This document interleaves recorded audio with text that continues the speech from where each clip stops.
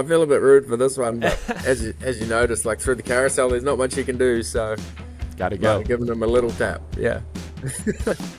Welcome back in, ladies and gentlemen, to the NASCAR Film Room. My name is Eric Giestepp, and I am joined by Watkins Glen winner Shane Van Gisbergen. Shane, congratulations on the huge win. I gotta say, a lot of folks are fans of yours, of course. You've turned a lot of fans here in the United States, but my wife and I are actually big fans of your dog, so I had to ask, was Ronald able to take part in any of the celebrations this weekend?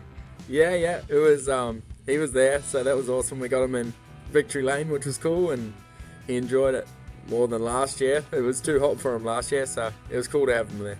That's fun. I'm sure he's overwhelmed, but in all the best ways possible. That's great. Well, Shane, you seem like a guy who really likes to live in the present, live in the moment, keep your eyes forward. But we're going to take one more look back at your win at Watkins Glen, a few key moments. I want to start here in stage 2 because as a fan, we've gotten to see you and Connor race door to door on Saturdays quite a bit the past couple seasons. But I was excited to see y'all bumper to bumper for the lead on Sunday this weekend, early in stage 2. I got to ask, though, how hard were you pushing here? Were you just saving your stuff, or was Connor forcing you to go a little harder than maybe you wanted to? Bit of both, really. Hard to know at that point what we kind of had, because it was a longer stage 2 this year, so we were both, I think we only got to halfway through the stage before the yellow came out. It would have been interesting if it ran to the end, whose tyres would have hung on better. There was another key moment. I'll fast forward to, I think it was midway through stage 2, because you talked about then there was a restart.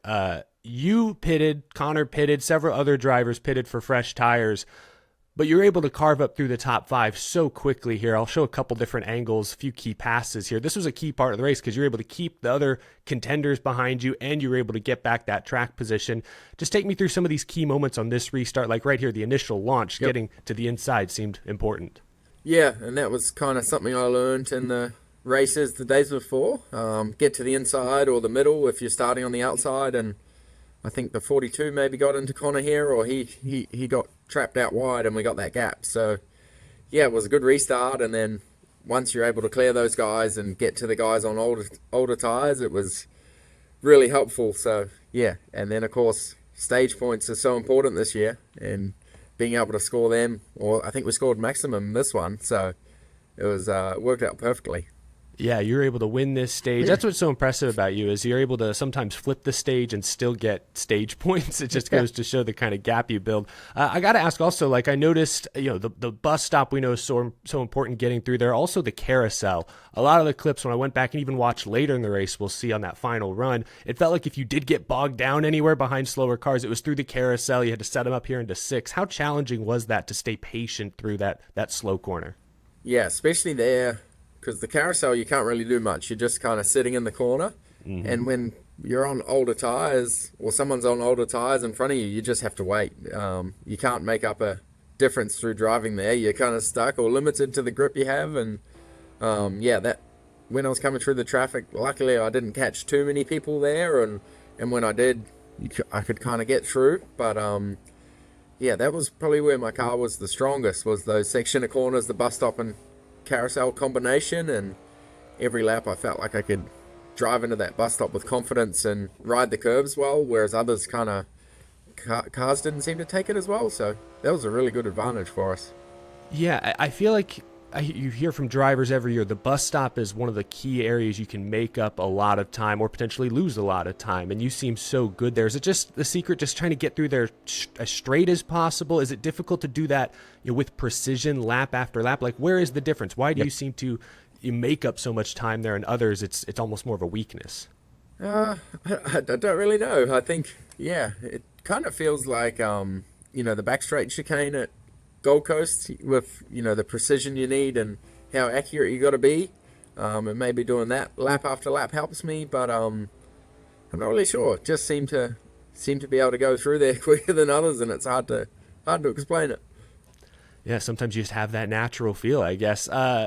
Well, I'll fast forward here to key moment of the race. 40 laps to go. Caution comes out while you're out front. You choose to stay out. Your team chooses to stay out. What's going through your mind when you see most of the field pit behind you? I was scanning your radio at the time. I heard what you said at the time, your initial thoughts. But how did you and your team sort of process what was going down in this moment? Yeah, I won't repeat what I said.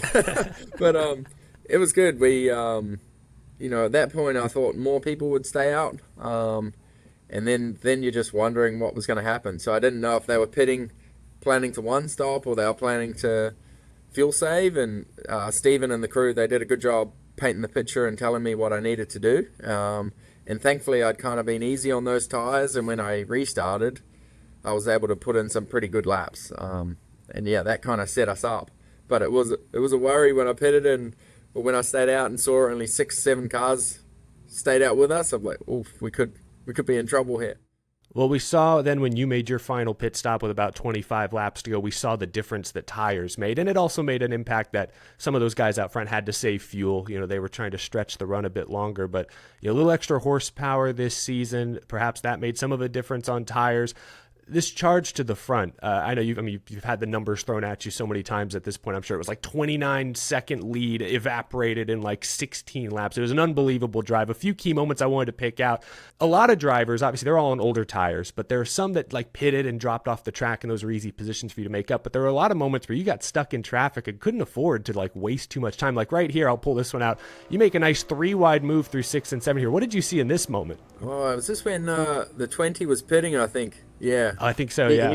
He was waving there, and then I don't know, I didn't have much patience at that point, but I'm just trying to maximize my runs, and yeah, it got a little bit awkward there, but I mean, the closing rate to some of those guys, they were on really old stuff by then, and you kind of just got to get going and minimize the time loss. I was given those gaps every lap, and it had to be more than a second every lap, and yeah, you lose that easy with traffic. So I was trying to just get by desperately. Yeah.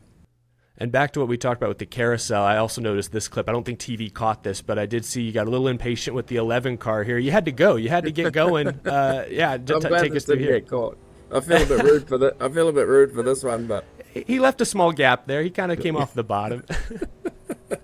Yeah. He might have got forced, but yeah, I'm like, as you notice, like through the carousel, there's not much you can do, so got to go. Giving him a little tap, yeah.